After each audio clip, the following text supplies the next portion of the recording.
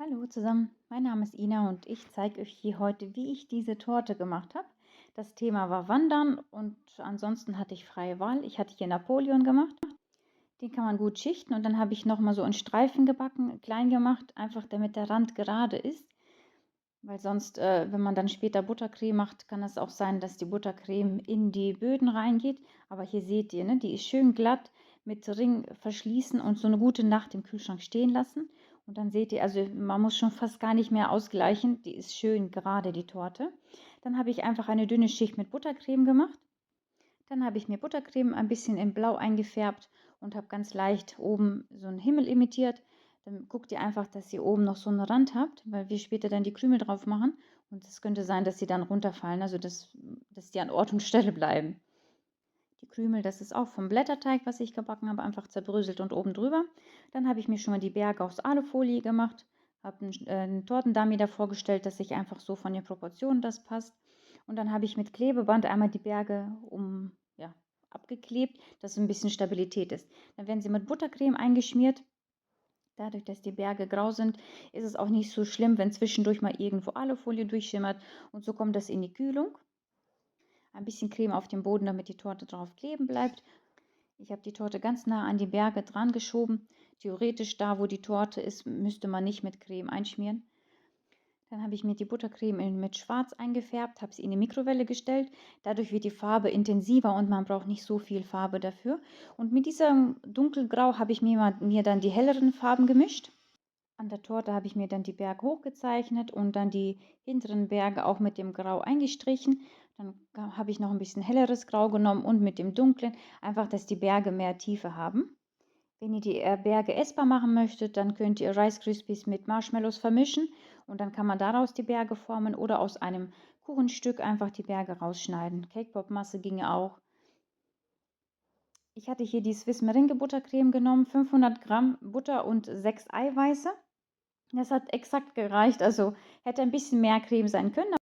Deswegen habe ich an der Rückseite nicht ganz so viel Creme gemacht. Und es ist auch nicht schlimm, wenn dazwischendurch mal ein bisschen Alufolie durchscheint. Auf die Spitzen habe ich da noch ein bisschen weiße Creme dran gemacht, dass es wie Schnee ist. Ihr könnt es auch mit dem Pinsel auftragen. Also für mich war das am einfachsten mit so einem kleinen Spachtel. Für die Flammen habe ich Isomalt geschmolzen, gelb eingefärbt und an der kleinen Spitze rot, ein bisschen ja, die Flamme imitiert. Und wenn der Zucker so angezogen ist, schon anfängt fest zu werden, dann in Form bringen, so damit es nicht einfach platt ist. Und so wurde das dann einfach oben reingesteckt. Ich hatte noch so ein Schild gemacht. Das wird erstmal nicht sichtbar sein. Das Feuer verbrennt dann das Papier und dann sieht man darunter, was da steht. Das auch aushärten lassen. Das kann man auch schon gut ein paar Tage vorbereiten. Die Schrift habe ich mit den Ausstechern gemacht, den Rand mit Farbe und die Buchstaben dann eingedrückt. Und dann kommt dieses Feuerpapier. Ich verlinke euch, was ich für ein Papier benutzt habe, unten in der Infobox. Das ist so ein spezielles Feuerpapier. Und dann habe ich noch so einen Streifen ausgeschnitten. Ich hatte ummanteltes Draht und dann habe ich nochmal mit Fondant drum gemacht, weil das Papier nicht geklebt hat. Aber ihr könnt es auch mit dem Zuckerkleber auch dran kleben. Ihr müsst nur gucken, da wo das Papier nass geworden ist oder mit Kleber ist, dort brennt es nicht.